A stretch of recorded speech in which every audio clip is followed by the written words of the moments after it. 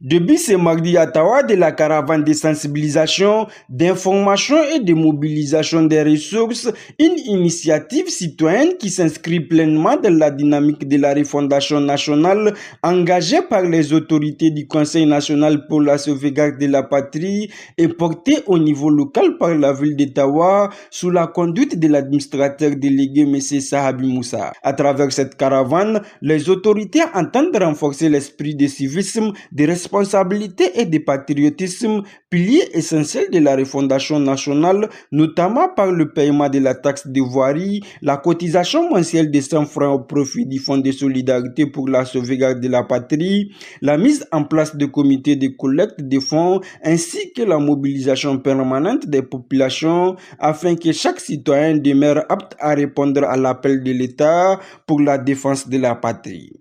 Prévu pour sillonner les 53 quartiers et villages périurbains de la ville de Tawa, cette tournée se veut un cadre d'échange direct avec les populations à la base, dans un esprit de refondation du lien entre l'État et les citoyens. Le premier quartier que nous avons vu ce matin, c'était le quartier Awala de Tawa. Donc, nous avons expliqué tout ceci à cette population et nous avons continué dans le cadre de la sensibilisation. Parce que il y a un autre phénomène dans le domaine de l'information, donc de la santé. Selon les statistiques de l'information que la direction régionale de la santé et de l'hygiène publique nous a donné, jusqu'à présent, de l'information, il y a des femmes qui n'accouchent pas dans les maternités. Ottawa, c'est une ville. Il faut qu'on demande à leur mari. On n'a pas demandé de faire 100%, mais qu'on tourne autour de 95 ou 98% des femmes qui vont accoucher dans les maternités. Parce que ces maternités existent. Et après cela, par rapport toujours au problème d'hygiène, nous avons dit le problème de la salubrité, c'est un problème de tout le monde. Donc, la population doit, elle aussi, s'y mettre dans la gestion de ces déchets-là. Nous avons évoqué d'autres problèmes. Ceux de la mise en place, d'abord, des comités de veille que chaque quartier doit mettre. Les jeunes des quartiers doivent quand même nous aider tout le temps dans le domaine sécuritaire. Qu'il s'agisse des petits vols ou bien surtout de ceux qui vont prétendre venir au niveau donc, de cette ville pour nous mettre dans des situations de façon inconfortable. Je voudrais parler de façon donc de ces bandits terroristes. Ils peuvent venir dans des quartiers et le rôle que nous avons demandé à la population, c'est d'informer les forces de défense et de sécurité. Et à partir de là, je crois qu'on pourra, en tout cas, d'une autre manière, sécuriser notre pays, on peut sécuriser la région. Enfin, ils ont profité pour nous donner de façon, donc, pour faire des doléances en ce qui concerne leur quartier, c'est-à-dire le manque d'eau, le manque d'électricité et le chômage des jeunes. Et nous avons répondu par rapport aux deux premiers problèmes, c'est-à-dire le manque d'eau dans le quartier et celui de l'électricité, parce que il y a une condition sine qua non.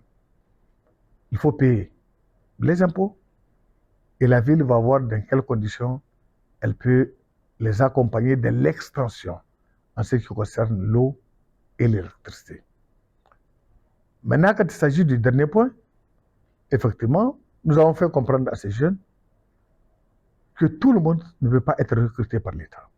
Il faut que les jeunes aient toujours une initiative de créativité.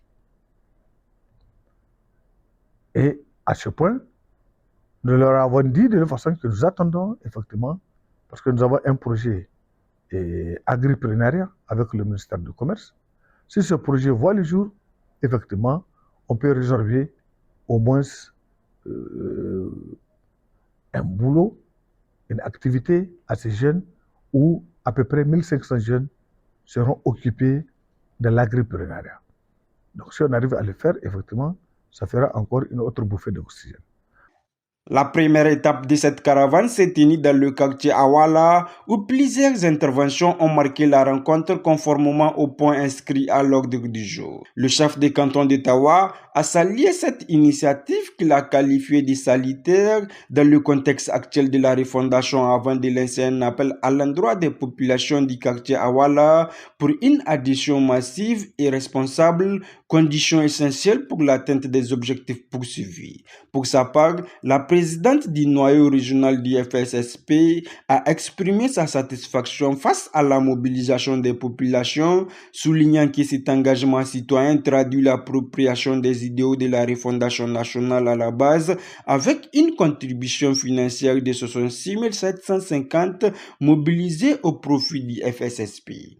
La caravane a ensuite mis le cap de l'après-midi sur le quartier Koweït, deuxième étape de la tournée, où le même exercice de sensibilisation et d'échange a été conduit autour des thématiques développées à Awala, toujours dans l'esprit de solidarité nationale et de responsabilité citoyenne.